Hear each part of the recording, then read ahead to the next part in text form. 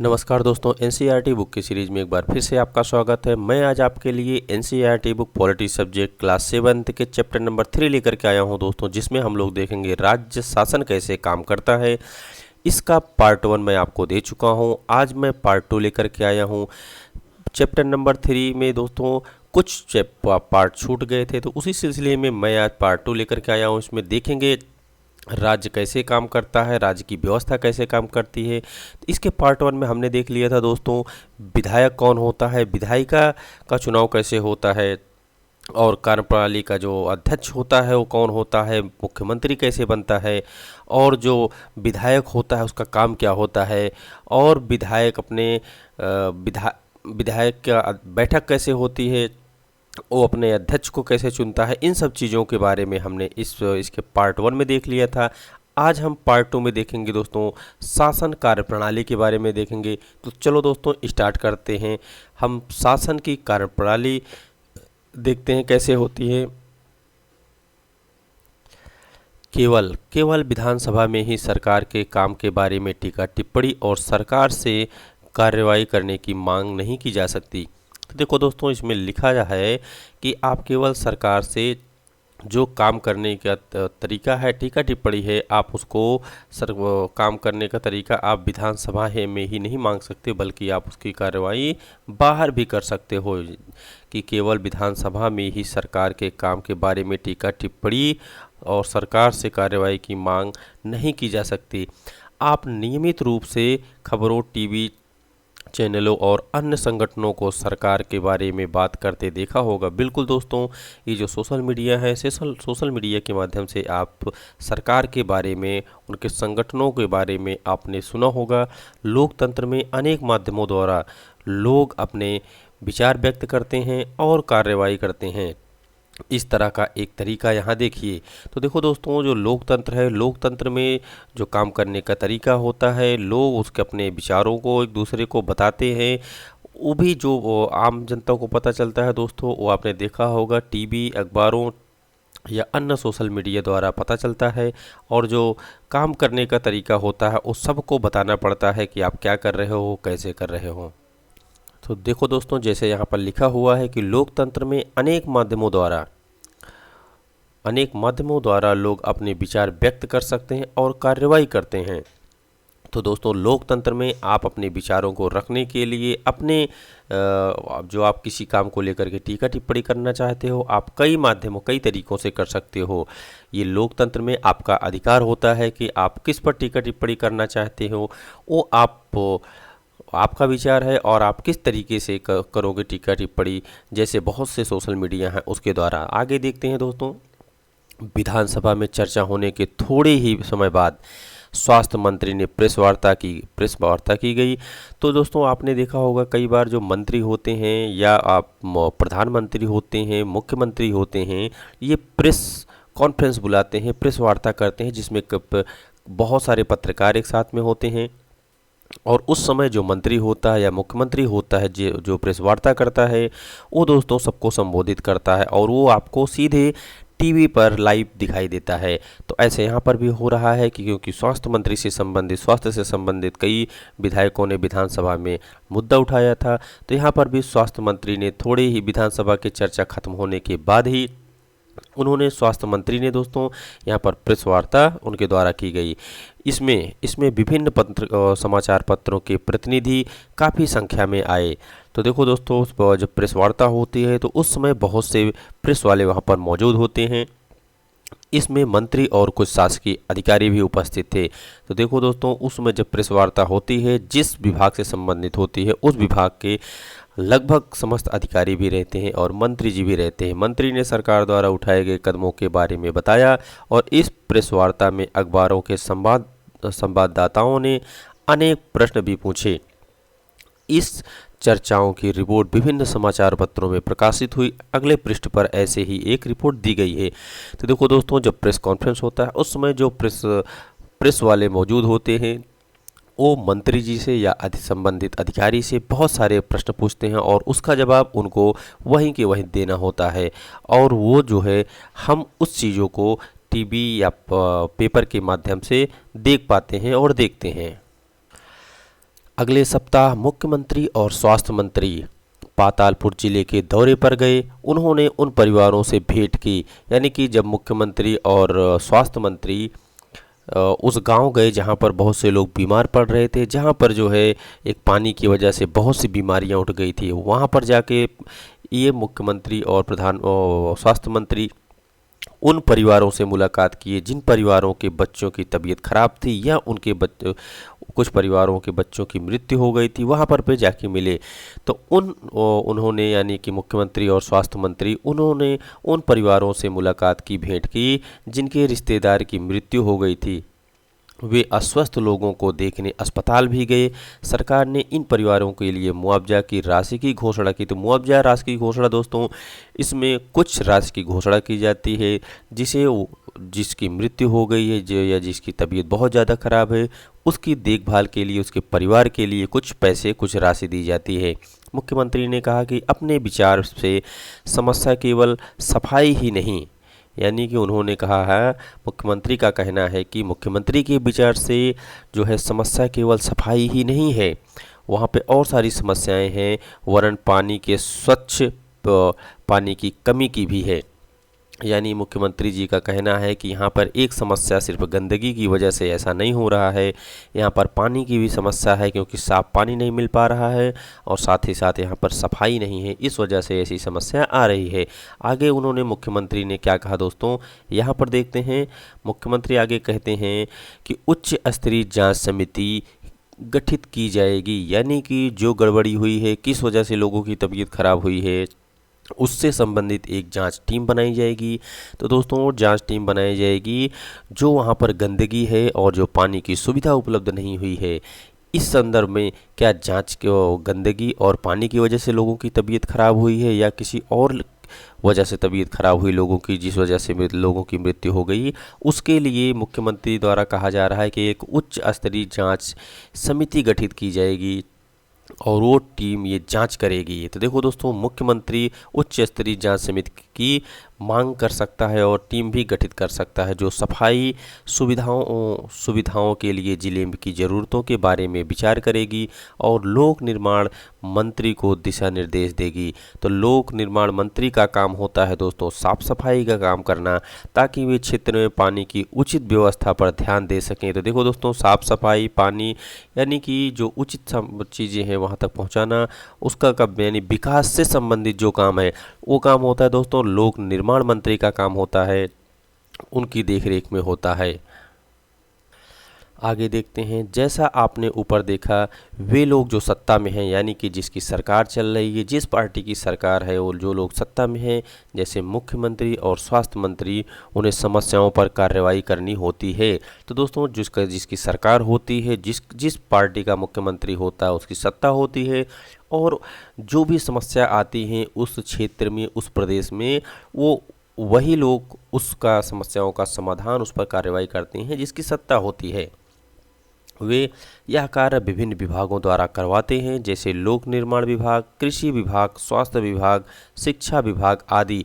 तो देखो दोस्तों, जैसा कि आपने यहाँ पर देखा, लोक निर्माण मंत्री को दिशा निर्देश दिया जा रहा है और यहाँ पर संबंधित विभाग को, तो ये दोस्तों, ये तो मंत्री थे और यहाँ पर विभाग की बात कर रही है कि जिससे संबंधित काम होगा, जो दिक्कतें होगी, सरकार उसी से संबंधित विभाग को बुलाएगी और उससे संबंधित विभाग से बात करेगी।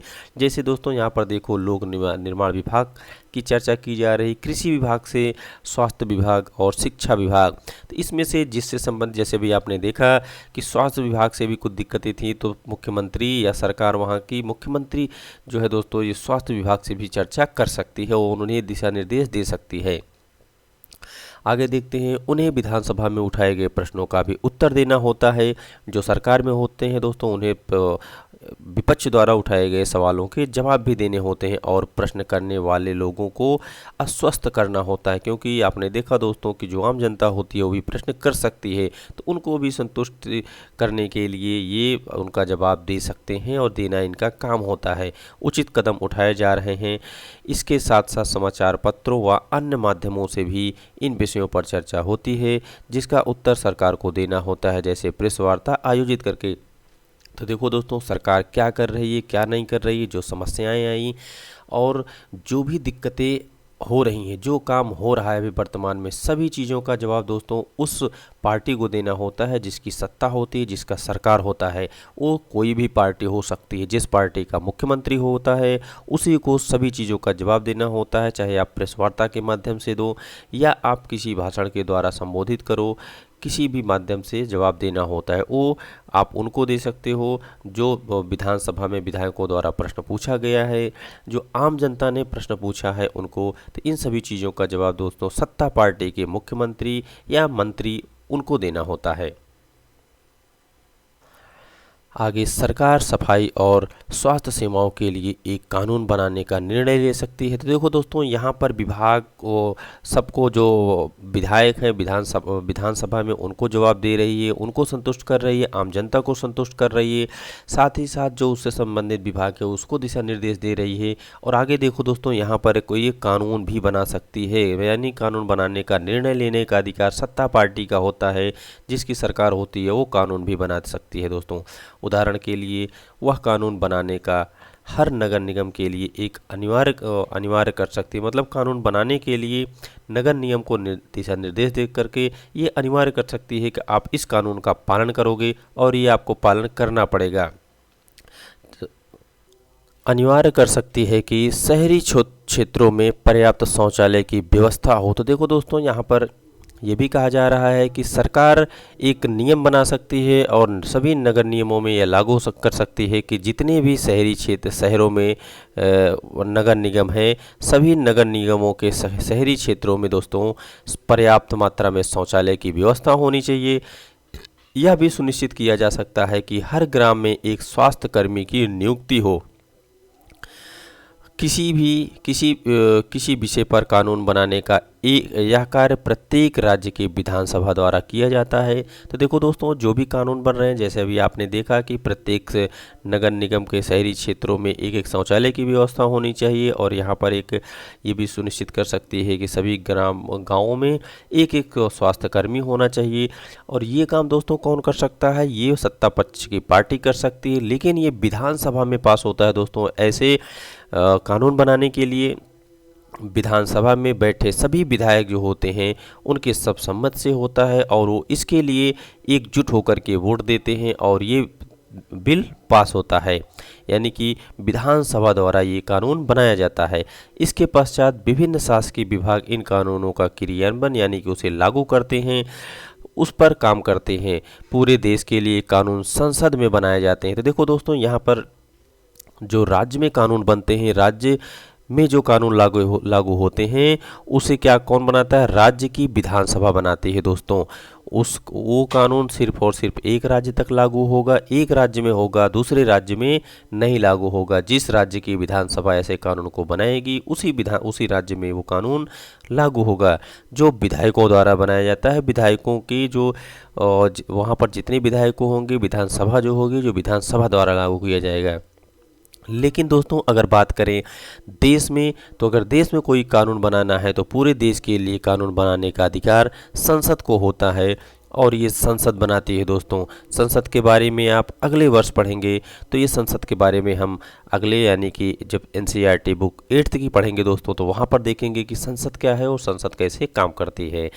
आगे देखते हैं, लोकतंत्र में विधायक यानी दोस्तों MLA जो होते हैं, विधायकों के रूप में जनता अपने प्रतिनिधि चुनती है। इसको तो आपने पढ़ ही लिया है कि जो विधायकों का जो चुनाव होता है वो जनता चुनती है, और ये अपने प्रतिनिधि के रूप में इन्हें विधानसभा तक पहुंचाती है, और इस तरह शासन मुख्यतः जनता का ही होता है। फिर सत्ता पक्ष के सदस्य सरकार बनाते हैं और कुछ सदस्यों को मंत्री बनाया जाता है। तो देखो दोस्तों, सत्ता पक्ष के जो लोग होते हैं वो सरकार बनाते हैं, मंत्री बनाते हैं। इसके बारे में भी आपने देख लिया पहले कि किस तरीके से जिस पार्टी के विधायक अधिक होते हैं उनकी वो सत्ता पक्ष के लोग होते हैं, उनका वो जो है अपने मुख्यमंत्री का चुनाव करते हैं दोस्तों, सभी विधायक मिलकर के। फिर जो मुख्यमंत्री होता है वो मंत्रियों का चुनाव करता है कि मंत्री कौन बनेगा। उसके बाद इनका शपथ ग्रहण होता है। जो इनका शपथ ग्रहण समारोह दोस्तों आपने देखा था कि गवर्नर के द्वारा किया जाता है, गवर्नर इनको शपथ दिलाता है। गवर्नर यानी दोस्तों जो राज्य का राज्यपाल होता है, वही गवर्नर या राज्यपाल इन विधायकों को, मंत्रियों को सॉरी विधायकों को नहीं दोस्तों, जो मंत्री होते हैं और मुख्यमंत्री जो होते हैं, इनको शपथ दिलाता है कि आज से आप इस पद पर हो और आप इस पद का निर्वाह अच्छे से करोगे। आगे देखते हैं, ये मंत्री सरकार के विभिन्न विभागों में प्रभारी होते हैं। जैसे ऊपर दिए गए उदाहरण में स्वास्थ्य विभाग है, तो देखो दोस्तों, जिस विभाग का जो मंत्री होता है वो उस विभाग का प्रभारी यानी कि मुखिया होता है और वो सभी कामों का अवलोकन कर सकता है। इन विभागों द्वारा जो भी कार्य किया जाता है उसे विधायिका द्वारा अनुमोदित या स्वीकृति कराया जाता है। तो विधायिका दोस्तों यानी कि जहाँ पर सभी विधायकों की बैठक होती है उसे विधायिका कहा जाता है। जैसे आपने ऊपर पढ़ा था, तो विधायिका द्वारा इसे अनुमोदित यानी कि स्वीकृत कराया जाता है, जो विधानसभा में होता है दोस्तों। इस इमेज को देखो दोस्तों, यहाँ पर लोकतंत्र में लोग अपना मत व्यक्त करने और सरकार का विरोध करने के लिए एक सभाएं आयोजित करते हैं। देखो दोस्तों, यहाँ पर किस तरीके से लोग अपनी बातों को लोकतंत्र में अपनी बातों को सरकार तक पहुँचाने के लिए, अपना मत व्यक्त करने के लिए इकट्ठा हुए हैं दोस्तों। तो इस तरीके से लोग जो है अपनी बात को सरकार तक पहुँचाने के लिए कई सारे कदम उठा सकते हैं। यहाँ पर दोस्तों एक पेपर की कटिंग है, इसको भी देख लेते हैं। जैसा कि अभी आपने देखा कि मुख्यमंत्री और मंत्री जी ने एक गांव का दौरा किया था और वहाँ पे उन लोगों से मिले, उन परिवारों से मिले जिनकी मौत हो गई थी या जो लोग अस्पताल में भर्ती थे, अस्वस्थ थे, उनको देखने के लिए गए थे। और जिन परिवार के लोगों की मौत हो गई थी दोस्तों, उन परिवारों के लिए कुछ धनराशि यानी मुआवजा देने का वादा किया था। और साफ सफाई के लिए संबंधित जो मंत्री थे उनको भी दिशा निर्देश देने की बात की गई थी। तो यहाँ पर देखते हैं दोस्तों, उसी सिलसिले में मुख्यमंत्री ने किया धनराशि का वादा। तो यहाँ पे किस प्रकार की धनराशि का वादा मुख्यमंत्री के द्वारा किया गया। पिछले कुछ सप्ताहों में राज्य के कुछ जिलों में अनेक लोग मौत का शिकार हो चुके हैं। इस बात पर तीव्र प्रक्रिया हुई कि सरकार ने स्थिति को गंभीरतापूर्वक नहीं लिया। आज हुई प्रेस वार्ता में स्वास्थ्य मंत्री ने बताया कि उनकी सरकार ने सभी जिलाधीशों तथा मुख्य चिकित्सा अधिकारियों को आवश्यक कदम उठाने के लिए निर्देश दिए हैं। सबसे महत्वपूर्ण समस्या पीने के पानी की है। मंत्री महोदय ने आगे कहा कि उनकी मंशा पानी के टैंकरों द्वारा हर गांव में पीने का पानी पहुंचाने की है। मुख्यमंत्री ने इस कार्य के लिए धन उपलब्ध कराने का वचन दिया है, जिसकी योजना एक जन अभियान चलाकर लोगों को यह जानकारी देने की है कि उन उपायों द्वारा हैजे से बचा जा सकता है। जब एक पत्रकार ने उनसे पूछा कि महीनों से जमा कचरे को जल्दी हटाने के लिए क्या किया जा सकता है, तो उन्होंने कहा कि इस बारे में देखेंगे। तो देखो दोस्तों, यहाँ पर मुख्यमंत्री और मंत्री जो हैं किस प्रकार से जो है किसी काम के लिए पैसा देते हैं और वहाँ पे सभी लोगों की देखरेख की बात करते हैं, फिर कहते हैं कि हम पानी के टैंकर मंगवाएंगे। जो स्वस्थ पानी नहीं मिल पा रहा है, स्वच्छ पानी लोगों तक पहुँचना चाहिए, उसके लिए वो पानी की बात कर रहे हैं। आगे भी बता रहे हैं कि हम समय पर दिशा निर्देश देंगे। और यहाँ पर एक पत्रकार पूछ रहा है कि जब आप यहाँ पर कचरा जमा है, साफ सफाई नहीं है, उसके बारे में क्या करोगे। तो देखो मंत्री जी क्या कहते हैं दोस्तों कि इसके बारे में हम सोचेंगे। तो ऐसे ही वादे होते हैं। ऐसे वादे आपने भी अपने विधानसभा क्षेत्र में देखा होगा कि जब मंत्री या मुख्यमंत्री होते हैं वो किस तरीके का वायदा करते हैं जब ज़रूरत पड़ती है और किस तरीके के उनके भाषण होते हैं दोस्तों। यहाँ पर देखते हैं दोस्तों वॉलपेपर परियोजना में क्या है इसको भी देख लेते हैं। वॉलपेपर एक मज़ेदार गतिविधि है। तो दोस्तों वॉलपेपर जो प्रोग्राम कार्यक्रम परियोजना होता है वो एक गतिविधि है। इसमें कई बच्चे प्रतिभाग करते हैं और ये स्कूलों में ज़्यादातर आपको देखने को मिलेगा दोस्तों। तो वॉलपेपर एक मज़ेदार गतिविधि है। इसके माध्यम से रुचि के किसी भी विषय पर आप किसी भी विषय पर शोध किया जा सकता है। तो ये शोध से संबंधित भी है दोस्तों। अभी हम इमेज के माध्यम से भी देखेंगे क्या होता है और कैसे होता है। यहाँ जो तस्वीरें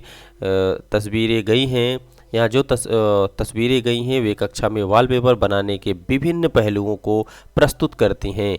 आगे देखते हैं दोस्तों, यहाँ पर कुछ इमेज है। इस इमेज में देखो बच्चे कुछ कर रहे हैं, पेपर पे कुछ काम कर रहे हैं। यहाँ पर पेपर की कटिंग हो रही है, बच्चे कुछ लिख रहे हैं। और इस इमेज में देखो दोस्तों बच्चे कुछ पेपर की कटिंग है जो एक बड़े से चार्ट पेपर पर चस्पा कर रहे हैं। तो इसके बारे में देखते हैं दोस्तों। यहाँ पर शिक्षिका चुने गए विषय का पूरी कक्षा से परिचय देती है, यानी सभी को उसके बारे में बताती है कौन सा टॉपिक चुना गया है, और संक्षिप्त चर्चा करके कक्षा के कुछ समूहों में बांट देती है। तो देखो दोस्तों, जैसा कि आप देख रहे हो, एक समूह में लगभग आपको 5 से 6 बच्चे दिख रहे हैं। ऐसे अलग अलग समूह बनाती है और सभी को अलग अलग समूहों में बांट देती है, ऐसे वॉलपेपर परियोजना जैसे काम के लिए। समूह उस मुद्दे पर चर्चा करता है और तय करता है कि वॉलपेपर में क्या क्या रखना चाहिए। तो जो टॉपिक होगा दोस्तों, उससे संबंधित बच्चे चर्चा करेंगे कि हमें ये पिक्चर में कौन कौन से टॉपिक रखनी है और कहाँ कहाँ से हम पिक्चर ढूंढ के लाएंगे, और जो हम लिखेंगे उसमें क्या टॉपिक हमारा होना चाहिए।